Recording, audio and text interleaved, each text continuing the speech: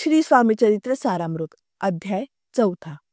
श्री विष्णू बळवंत थोरात विरचित श्री स्वामी चरित्र सारामृत ग्रंथाचा 4था मराठी गद्य अनुवाद प्रस्तुत करताना मी सर्वप्रथम या ग्रंथाचे लेखक श्री विष्णू बळवंत थोरात यांना वंदन करते.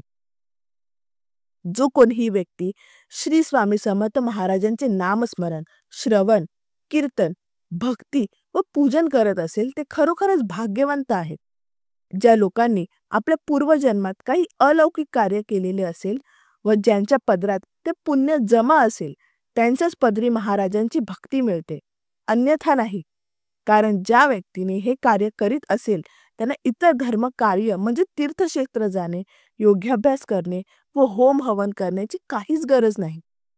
फक्त त्यांनी दररोज किंवा जी वेळ मिळेल तेव्हा फक्त स्वामी महाराजांचे नामस्मरण करावे. एवढे जरी केले तरी त्यांचे सर्व गृहस्थाश्रमाचे कार्य पूर्ण होते व तो जन्म मृत्यूच्या फेऱ्यातून मुक्त होऊन मोक्षपदी पोहोचतो. मागील अध्यायात आपण पाहिले की अक्कलकोटचे राजे मालोजी हे स्वतः महाराजांच्या भेटीकडे जाण्याच्या तयारीत असताना स्वतः महाराजच त्यांच्या राजवाड्यात गेले व त्यांच्यावर कृतार्थ केला. त्यानंतर पुन्हा महाराज श्री चोळप्पा यांच्या घरी आलेत. चोळप्पा सुरुवातीला जरी निर्धर पण गरीब असला तरी त्याने पण महाराजांची खूप सेवा केली. त्याचबरोबर चोळप्पा यांच्या मनात महाराजांविषयी श्रद्धा निर्माण झाली. त्यांच्या मनात महाराजांविषयी भक्ती उदयास आली. श्री चोळप्पा यांनी आपल्याला महाराजांपासून काही धन द्रव्य प्राप्त व्हावे म्हणून महाराजांना आपल्या घरी ठेवले नाही, पण चोळप्पा यांच्या मनात महाराजांविषयी खूप भक्ती जागृत झाली होती व त्यातूनच तो व त्याची पत्नी अगदी निस्वार्थ भावनेने श्री स्वामी महाराजांची सेवा करीत होते. अगदी त्याच वेळी श्री स्वामी समर्थ महाराज हे श्री चोळप्पा त्यांच्या कुटुंबाची खूप परीक्षा घेत होते. श्री चोळप्पा महाराजांच्या परीक्षेत खरे उतरले, त्यामुळे त्यांनी आता महाराजांच्या सर्व कार्याचा भार आपल्या हाती घेतला. त्याचवेळी आता श्री स्वामी महाराजांची कीर्ती खूप दूरवर पोहोचत होती. त्यामुळे महाराजांच्या दर्शनासाठी दूर दूरचे लोक अक्कलकोट येथे येऊ लागले व महाराज पण येणाऱ्या सर्वांवर कृपा दृष्टी बरसू लागले. अनेक लोकांच्या मनोकामना पूर्ण होऊ लागल्या तर कित्येकांचे रोग पण बरे होऊ लागले.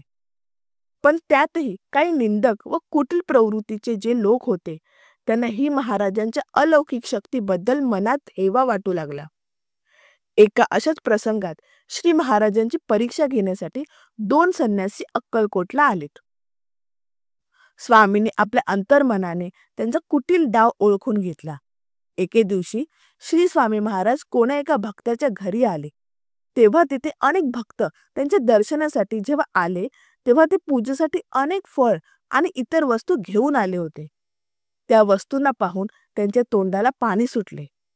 महाराज त्या भेट वस्तू व फळे त्या संन्यासाच्या समोर सरकवून ठेवीत, पण त्यांची हिंमत या वस्तूंना हात लावण्याची होत नव्हती. असा बराच काळ लोटल्यानंतर जेव्हा संध्या झाली तेव्हा तेथील भक्त मंडळी आपापल्या गावी निघून गेलेत.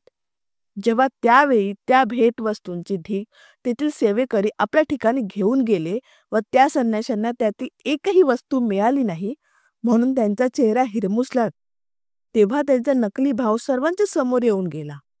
श्री स्वामी महाराज त्या दिवशी दिवसभर उपाशी राहिले व त्यामुळे त्या संन्याशांना पण काहीच खायला मिळाले नाही. त्यामुळे ते देखील दिवसभर उपाशी राहिलेत. कारण सूर्यास्तानंतर संन्यासाला भोजन करणे नियमाविरुद्ध आहे.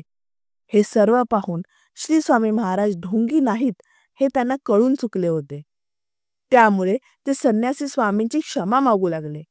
अशा तऱ्हेने श्री स्वामी चरित्र सारामृत या ग्रंथातील 4था अध्याय आता सुफळ संपूर्ण होत आहे. श्री स्वामी समर्थ.